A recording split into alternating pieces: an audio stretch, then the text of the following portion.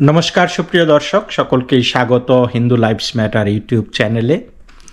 দর্শক, president Donald Trump দ্বিতীয় মেয়াদে আমেরিকায় ক্ষমতায় আসার পর থেকে আমেরিকা তো অবশ্যই সারা বিশ্বব্যাপী এক ধরনের হুলস্থুল শুরু হয়ে গেছে। একটা শক অ্যান্ড এই জাতীয় একটা কাণ্ড কারখানা চলতেছে। আমেরিকার মানুষ মানে basically nervous, they don't know what will happen.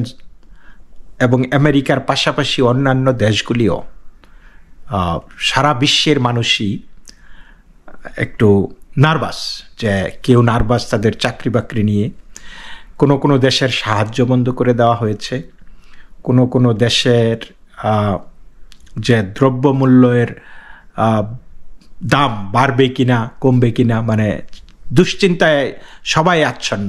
তো এটা আসলে এর কারণটা হলো যে আমরা অভ্যস্ত না এরকম একটা এই শক অ্যান্ড টাইপের গভর্নমেন্ট, রাফ অ্যান্ড টাফ একটি গভর্নমেন্ট আমরা দেখে অভ্যস্ত না। তবে মানে অনেক ক্ষেত্রেই ট্রাম্প যেটা করতেছে তাদের যুক্তি অনুযায়ী, ট্রাম্পের যুক্তি অনুযায়ী, যে দীর্ঘদিন আমেরিকার সুযোগ নিয়েছে সারা পৃথিবী এবং তারা ব্যবসা করবে। ব্যবসা করতে গিয়ে আমাদের আসলে ব্যবসা করে নাই, বেসিকলি তারা they did the fleecing of America, আমেরিকাকে লুটে পুটে খেয়েছে। তো সেই দৃষ্টিকোণ থেকে তিনি ইন্টারন্যাশনাল ট্রেডের বিষয়ে অনেকগুলি পদক্ষেপ নিচ্ছেন। তার মধ্যে আপনারা জানেন যে ট্যারিফ। তো তার বক্তব্য হলো যে আমেরিকাকে সব দেশ ট্যাক্স বসিয়েছে, বেসিকলি ট্যাক্স বসিয়েছে, যে তারা তাদের দেশের জিনিসপত্র আমাদের দেশে পাঠাচ্ছে বিনা বাধায়, অথচ আমাদের দেশের জিনিস যখন তাদের দেশে যায় তারা সেখানে বড় রকমের ট্যাক্স বসিয়ে দেয় এবং আমাদের ব্যবসায়ীদের ক্ষতি হয়। তো আমেরিকা এইটার মানবে না। যেই দেশ আমাদের উপর ট্যাক্স বসাবে সেই দেশের উপর আমরাও ট্যাক্স বসাবো। ধরেন আপনাদেরকে একটা উদাহরণ দেই। মনে করেন এই আমেরিকাতে আপনার এশিয়া থেকে, চায়না থেকে মনে করেন আইফোন এই অ্যাপল কিন্তু আমেরিকান কোম্পানি, কিন্তু তারা চায়না ফ্যাক্টরি করেছে। সেই চায়নাতে ফ্যাক্টরি করে সেইখান থেকে আইফোনগুলি আমেরিকায় আসে এবং আমেরিকানদের বেশিরভাগ বিক্রি হয় আমেরিকানদের কাছেই।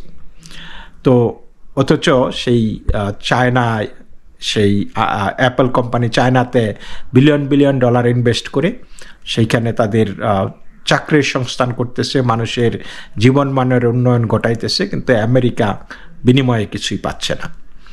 আবার আরেকটা জিনিস মনে করেন যে আমেরিকান কোম্পানিগুলি, গাড়ির কোম্পানিগুলি, তারা কানাডাতে বা মেক্সিকোতে তারা তাদের ফ্যাক্টরিগুলি নিয়ে গেছে, কারণ কিছুটা কম মূল্যে সেখানে শ্রমিক পাওয়া যায়। তো সেই কোম্পানিগুলি সেইখানে তারা পার্টস কিনে আনে চায়না থেকে বা অন্যান্য জায়গা থেকে, এবং সেই গাড়িটা তৈরি হওয়ার পরে, অ্যাসেম্বল হওয়ার পরে সেই গাড়িটা বিক্রি হয় আমেরিকাতে। তাহলে আমেরিকান কোম্পানি, এই কোম্পানিগুলি আমেরিকাতে এক সময় ছিল, এগুলি বের হয়ে গেছে অতিরিক্ত মুনাফার লোভে। কিন্তু এখন বিদেশি পার্টস দিয়ে তারা গাড়ি বানায়া আমেরিকাতে বিক্রি করতেছে। তাহলে আমেরিকার লাভটা কি? তো আমেরিকা বলেছে যে না, এগুলি আর হবে না। আমাদের দেশের পার্টস যদি ব্যবহার করো, আমাদের দেশের মেটাল যদি ব্যবহার করো, গুডস র ম্যাটেরিয়াল যদি ব্যবহার করো এবং সেই জিনিস দিয়ে যদি তুমি গাড়ি বানাও, সেই গাড়ি আমরা কিনতে পারি। কিন্তু সম্পূর্ণ অন্য দেশের পার্টস দিয়ে আমাদের দেশে গাড়ি বিক্রি করবা, এটা মানব না। সেই গাড়ির উপর আমরা ট্যাক্স বসাবো, ট্যারিফ বসাবো 100%, 200%। সেটা গেল একদিকটা। তারপরে আবার দেখেন আমেরিকার গাড়ি, আমেরিকায় প্রডিউসড গাড়ি, ধরেন বাংলাদেশে গেল, ভারতে গেল, বা গাড়ি না, শুধু মনে করেন লিকার, মদ, হুইস্কি, এগুলি গেল। তো তো সেই সব দেশে গেলে একটা গাড়ি, আমেরিকাতে যে গাড়িটার দাম মনে করেন বাংলাদেশি বা ভারতীয় টাকায় 50 লাখ টাকা বা রুপি, সেটা কিন্তু বাংলাদেশে বা ভারতে গেলে হয়ে যায় 1 কোটি 1.5 কোটি রুপি। তাতে করে কি হচ্ছে যে এই যেহেতু গাড়িটার দাম অতিরিক্ত হয়ে যায়, তো ভারত বা বাংলাদেশের অনেক ক্রেতা সেটা কিনতে পারে না। কিন্তু 50 লাখ টাকা হইলে আমেরিকায় গাড়ির যেই দাম, সেই দামে কিন্তু বাংলাদেশে বা ভারতের লোকজন কিনতে পারত। সেরকম একই ক্ষেত্রে তারা অন্যান্য যেই জিনিসগুলি রপ্তানি করে, সেই জিনিসগুলিও মানে লাক্সারি গুড বলা হয় আমাদের দেশে, এবং দাম বেশি পড়ে। তো গভর্নমেন্ট অতিরিক্ত ট্যারিফ 100%, 200%, 300% ট্যারিফ বসায়া, তাহলে আমেরিকাতে যখন আপনারা ভারত বা বাংলাদেশ বা চায়না জিনিসপত্র পাঠায়, সেইটার দাম ঠিকই আছে আপনারা যেইভাবে পাঠাবেন, কিন্তু আমেরিকার প্রোডাক্ট ওইখানে গেলে দাম বাইরে যায়। সুতরাং আমেরিকার ব্যবসায়ীরা মার খায়। তো ট্রাম্পের বক্তব্য হলো যে নো, আমরা এখন ইউনিভার্সাল ট্যারিফ বসাবো। যেই দেশ আমাদের উপর ট্যারিফ বসাবে, সেই সমস্ত দেশের উপর রেসিপ্রোকাল ট্যারিফ আমরা বসাবো, উল্টা। তো এইটাই অনেক দেশ মেনে নিতে পারতেছে না। কারণ এটা কেন হবে? আমেরিকা এত বছর, শত বছর ধরে এটা চলতে দিয়েছে, বা আমেরিকা একটা ধনী রাষ্ট্র, বা আমেরিকা ক্যাপিটালিস্ট কান্ট্রিগুলির নেতা, বা আমেরিকা বিশ্বের নেতা, তাহলে আমেরিকা কেন এটা করবে? আমেরিকা তো আগে যেইভাবে চলতো সেইভাবেই চলুক। তো ডোনাল্ড ট্রাম্প বলেছে যে না না না, সেইভাবে আর চলবে না। আমেরিকাকে তোমরা যেইভাবে ট্রিট করবা, আমরাও তোমাদেরকে ট্রিট করব। কিন্তু এইটা তো এখন অনেক দেশই সেটা মাইনে নিতে পারতেছে না। এটা একটু তারা শোকবিহব্বল, শোকস্তব্ধ, stand, what is happening.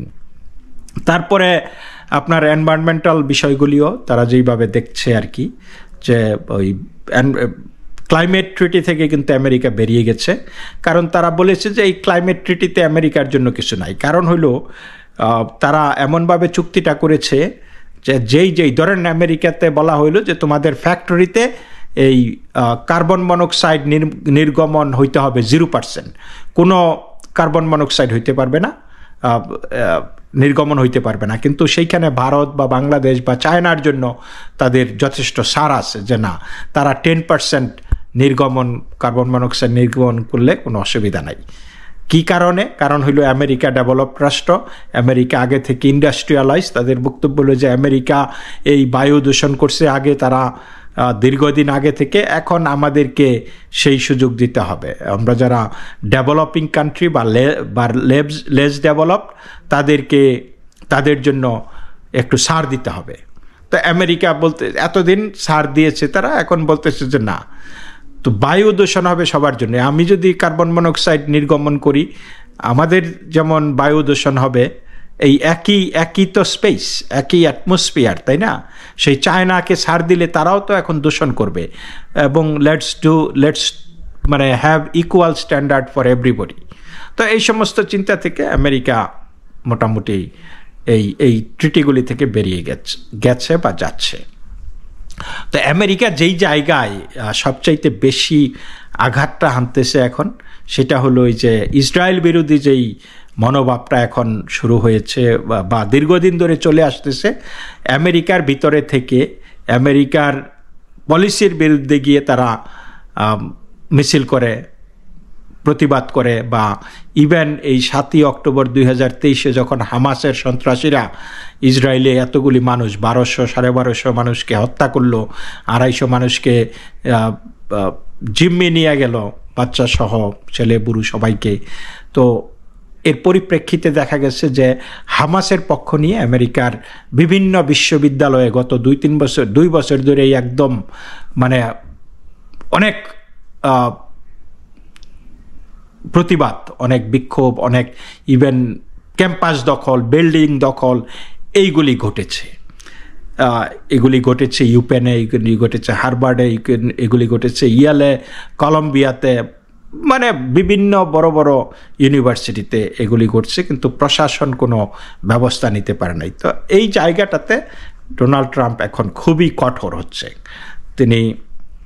Donald Trump এই মুহূর্তে 50টা বিশ্ববিদ্যালয়কে ইনভেস্টিগেট করতেছে যে তারা এই ক্যাম্পাসে যে জুইশ ছাত্রছাত্রী আছে, ইহুদি ছাত্রছাত্রী আছে, তাদের যেই মৌলিক অধিকার পাবার অধিকার আছে, তাদের নিরাপত্তা তারা দিতে ব্যর্থ হয়েছে এবং তারা অবৈধ প্রোটেস্ট, অবৈধ কার্যক্রম করতে তারা অনুমতি দিয়েছে বা টলারেট করেছে। এইটা তারা হইতে দেবে না এবং ইতিমধ্যে অনেকগুলি বিশ্ববিদ্যালয়ের ফান্ডিং তারা আমেরিকা বন্ধ করে দিয়েছে। তার মধ্যে কলম্বিয়ার $400 মিলিয়ন তারা ফান্ডিং উইথড্র করে নিয়েছে। এখন 50টা ইউনিভার্সিটি রাডার স্ক্রিনে আছে তাদের। ইভেন জন হপকিন্সের তারা অনেক ফান্ডিং বন্ধ করে দিয়েছে। তো তারপরে কলম্বিয়া থেকে আপনারা জানেন যে গত কয়েকদিন আগে মাহমুদ খলিল নামে এক ছাত্র আর না, তিনি অলরেডি গ্রাজুয়েট হয়ে গেছেন, তারপরেও তিনি সেই হলে থাকতেন। মানে টেক দিস, এই মাহমুদ খলিলের বউ একজন ডেন্টিস্টের বেতন বছরে $3 লক্ষ থেকে $4 লক্ষ। সেই ডেন্টিস্ট তার ওয়াইফ সহ, তার ওয়াইফ বর্তমানে 8 মাসের প্রেগনেন্ট, সেই ওয়াইফ সহ বিশ্ববিদ্যালয়ের হোস্টেলে থাকতো। তো অথচ সে কিন্তু ম্যানশনে থাকার মতো তার ক্ষমতা আছে। তাহলে বিশ্ববিদ্যালয়ের হোস্টেলে থাকতো আর এই ইলিগাল যেই জবরদখল, ক্যাম্পাসে যেই সন্ত্রাস, এইগুলি সে চালাইতো এবং সেটার নেতা। তো তাকে গ্রেপ্তার করেছে। সেই লোকের, তার বউ citizen, American citizen, middle eastern বংশোদ্ভূত এবং ওই লোকের গ্রিন কার্ড আছে। তো সরকার বলেছে তাকে গ্রেপ্তার করে যে সে আমেরিকার জাতীয় স্বার্থের পরিপন্থী কাজ করেছে। সে হামাসের পক্ষে, একটা টেরোরিস্ট গোষ্ঠী হামাস, আমেরিকার বিরুদ্ধে এই টেরোরিস্ট গোষ্ঠী, সুতরাং সেই হামাসের পক্ষ নিয়ে সে অনেক অবৈধ কাজ করেছে। সুতরাং তাকে তারা ফেরত পাঠিয়ে দেবে। তারা বর্তমানে সেই মাহমুদ খলিল কারাগারে আছে। তো তার পাশাপাশি আরও অনেকগুলি, তারা বলেছে, সরকার ঘোষণা দিয়েছে যে আরও অনেকের ভিসা বাতিল করা হবে এবং তাদেরকে তাদের দেশে পাঠিয়ে দেওয়া হবে। আজকে আরেকজন প্যালেস্টিনিয়ান স্টুডেন্টকে তারা গ্রেপ্তার করেছে। তার নাম লেকা কোর্ডিয়া, ওয়েস্ট ব্যাংকের এই এক মহিলা। সেও এই দেশে এসে অবৈধভাবে এই বিক্ষোভ সমাবেশে অংশ নিত। তারপরে আরেকজন ভারতীয়, আমি আশ্চর্য হয়ে যাই যে ভারতীয় এই জায়গাগুলিতে কেন যায়। সেই মহিলার নাম রঞ্জনী শ্রীনিবাসন। তিনি একজন PhD স্টুডেন্ট এবং তিনি বার্নার্ড কলেজের একজন টিচিং ফেলো। তো একটা প্রমিজিং একটা কেরিয়ার ছিল মহিলার, রঞ্জনী শ্রীনিবাসন। তিনি তার ভিসাও গভর্নমেন্ট বাতিল করে দিয়েছে কয়েকদিন আগে এবং তিনি আজকে সেই আমেরিকা ছেড়ে কানাডাতে চলে গেছেন। তো স্বেচ্ছায় সেলফ ডিপোর্ট করছে। তাহলে এর আগে আমরা একবার দেখেছিলাম যে যখন 7ই অক্টোবর পরপরই, 2023 7ই অক্টোবরের পরপরই এই হামাসের নৃশংস মেসাকারের পরে আমরা দেখেছি এক ভারতীয় কাপল, তারা হাজব্যান্ড ওয়াইফ দুইজনই খুব ভালো চাকরি করতেন। তারা অ্যান্টাইসেমেটিক পোস্টার লাগাচ্ছিলেন ম্যানহাটনে, নিউ ইয়র্ক সিটিতে ইসরায়েলের বিরুদ্ধে এবং সেইগুলি খুবই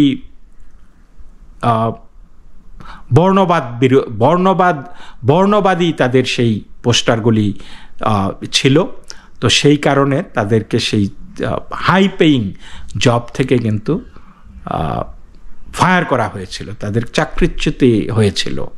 তো এই ক্ষেত্রে এই যে রঞ্জনী শ্রীনিবাসন, এই এখন থেকে এই মহিলাটা কিন্তু FBI বা CIA বা আমেরিকান গভর্নমেন্ট বা ইভেন কানাডিয়ান গভর্নমেন্টের রাডার স্ক্রিনে থাকবে যে তাকে এই অবৈধ কাজে, আমেরিকার স্বার্থের পরিপন্থী কাজে অংশ নেওয়ার কারণে তার ভিসা বাতিল হয়েছে এবং basically she had to self deport, মানে নিজেই বহিষ্কার হতে বাধ্য হয়েছে, তা নাহলে তাকে অ্যারেস্ট করে দেশে পাঠিয়ে দিত।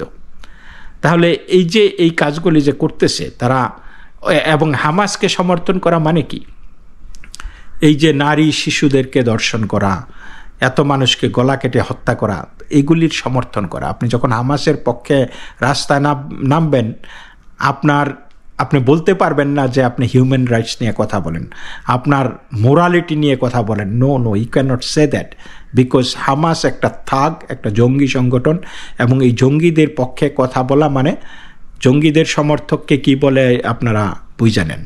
তো যাই হোক, আমেরিকা এই সব ব্যাপারে খুবই সাহসী ভূমিকা পালন করতেছে, এবং এই বিশ্ববিদ্যালয়গুলির যে তারা ইভেন প্রফেসরদেরকে, যারা নাকি এই বিভিন্ন এই প্রতিবাদে বা বিক্ষোভে, অবৈধ বিক্ষোভ, আমেরিকার স্বার্থবিরোধী মানে তৎপরতায় প্ররোচনা জুগিয়েছে, সেই প্রফেসরদেরও রিসার্চ ফান্ডিং বন্ধ করা হবে, এবং অনেকেই হয়তো চাকরিচ্যুতিও হবে। তো এই ট্রাম্প প্রশাসন এইটা খুবই কঠোরভাবে জিনিসটা নিচ্ছে, এবং এইটাই অনেকের কাছে যে নো এটা কি করে হয়, এটা তো ফ্রিডম অফ স্পিচ এইখানে বাধাগ্রস্ত করতেছে, আমাদের বাক স্বাধীনতা বাধাগ্রস্ত করতেছে। আসলে হামাস বাক স্বাধীনতায় বিশ্বাস করে? আপনার মনে হয় আপনি হামাসের এই যদি বাক স্বাধীনতায় বিশ্বাস করত, তাহলে হামাসের এই যে জুই স্টুডেন্টদেরকে তারা বাধা দিচ্ছে, রাস্তা বন্ধ করে, ব্লক করে রাখা, বা রাস্তায় আপনি গাড়ি নিয়ে যাবেন, আপনাকে রাস্তা ব্লক করা, এটা তো আমার চলাচলের মানে বাধাগ্রস্ত করা, তাই না? এটা তো কোনো স্বাধীনতা হতে পারে না। আপনি স্বাধীনভাবে আপনি কথা বলবেন, অ্যাসেম্বল করবেন, কিন্তু অন্যের জীবনযাত্রায় আপনি বাধা দিবেন কেন? ইভেন ক্রিসমাসে আমরা দেখেছি, ক্রিসমাসের সময় যে ক্রিসমাস ইজ ক্যান্সেলড, যেহেতু গাজাতে গাজাবাসীরা ভালো নেই, তারা উদ্বাস্তু হয়েছে, সুতরাং ক্রিসমাস পালন করা যাবে না। সুতরাং আমি আপনার পক্ষে থাকি বা না থাকি, আমার যেই অধিকার আছে সেই অধিকারটা নষ্ট করার কোনো রাইট আপনার নাই, তাই তো? যেমন গত কয়েকদিন আগে কর্নেল ইউনিভার্সিটিতে, আমেরিকার কর্নেল ইউনিভার্সিটিতে ইথাকাতে একটা সেমিনার আয়োজন করা হয়েছিল। সেইখানে ইসরায়েলের সাবেক পররাষ্ট্রমন্ত্রী লিবনি, তিনি যেই ব্যক্তিটা প্যালেস্টাইন রাষ্ট্রের পক্ষে, প্যালেস্টাইন রাষ্ট্রের পক্ষে তিনি এবং তার কাউন্টার পার্ট এই যে আপনার যেই west bank Palestine liberation organisation বা প্যালেস্টাইনের যেই প্রধান সংগঠন আর কি, প্যালেস্টাইন সরকার, যেটা হামাস ছাড়া, যেটা ওয়েস্ট ব্যাংক পরিচালনা করতেছে, সেই সরকারের প্রধান সেইখানে গিয়েছিল এই সংলাপে অংশ নিতে। তো দুই পক্ষ ভালো, তো দুই পক্ষ শোনা উচিত, যে যার পয়েন্ট অফ ভিউতে কথা বলবে, কিন্তু সেইখানে দেখা গেছে যে হামাসের সমর্থকরা গিয়ে সেই সেমিনার পণ্ড করে ফেলেছে, সেইখানে কোনো কথা বলতে পারে নাই। তাহলে এটা বোঝাই যায় যে they don't care about freedom of speech, ঠিক আছে? তারা বাক স্বাধীনতায় বিশ্বাস করে না, তারা থাগের স্বাধীনতায় বিশ্বাস করে, ইন্টিমিডেশনে বিশ্বাস করে, অ্যানার্কিতে বিশ্বাস করে, ফোর্সে বিশ্বাস করে, এবং তারা সেটাই করছে। সুতরাং যারা নাকি তারা ভায়োলেন্সে বিশ্বাস করে, সো এখন এই যখন ধরা পড়তেছে, ট্রাম্প প্রশাসন টাইট দিতেছে, এখন তারা বাক স্বাধীনতা বলে চিল্লাচ্ছে। সুতরাং ট্রাম্প প্রশাসন একটা যুগান্তকারী, মানে যেইভাবে নর্মালি আগে দেশটা ফাংশন করতো সেই জায়গা থেকে সরে এসেছে, যে না, nothing will be as usual, nothing will be ordinary anymore. কারণ আমেরিকা হ্যাজ সাফার্ড এ লট, আমেরিকাকে ইউজ করছে সারা পৃথিবী, এইটা আর হবে না। এখন আমেরিকা চলবে আমেরিকার স্বার্থের জন্য। আমেরিকাতে থেকে, আমেরিকার ভিতর থেকে দেশটাকে তোমরা কুরে খেয়ে ফেলবা, এইটা আমেরিকানরা করতে দেবে না। তো এটা হচ্ছে ট্রাম্পের নীতি, যে America will be for the Americans. তো দর্শক, এই পর্যন্তই। সকলেই ভালো থাকবেন। নমস্কার।